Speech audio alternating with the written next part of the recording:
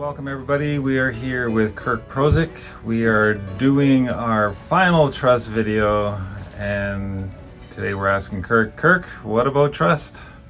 Well, yeah, what's coming to my mind for a conclusion, I guess you can say, is we were talking prior to this interview about trust being sort of similar to vulnerability. And that's very true. So a lot of the interviews prior with other participants have been trying to figure out what trust is at a metaphysical level.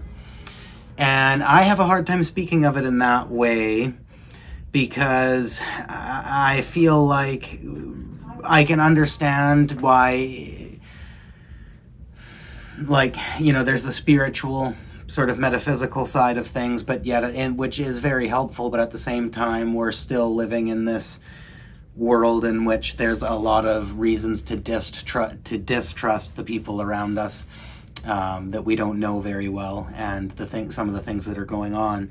So I can fully understand why there would be a lack there of trust in people. But to sort of merge trust and vulnerability together, I'm going to quote somebody else, actually. There's a writer, philosopher / podcaster.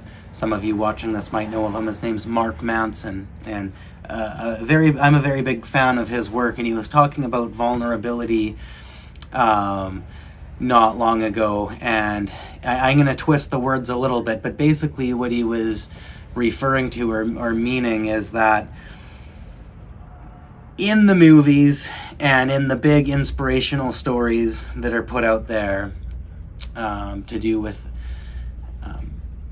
somebody being vulnerable, they sort of very much so exaggerate and cut straight to all the very inspirational and all the really happy endings of where things just came together in some sort of great perfect way.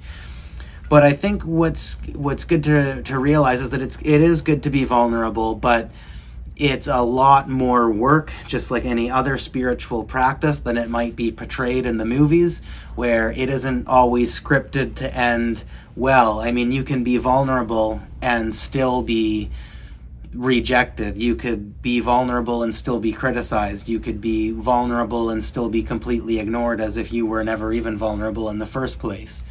But yet, over time, in the long term of life, it's good to, in the bigger picture, I should say, it's good to practice certain portions of vulnerability in your life. Same with trust, could be utilized as a philosophical belief that no matter what the outcomes are, it will nonetheless improve your life in the big picture to incorporate it into your life as another philosophical practice.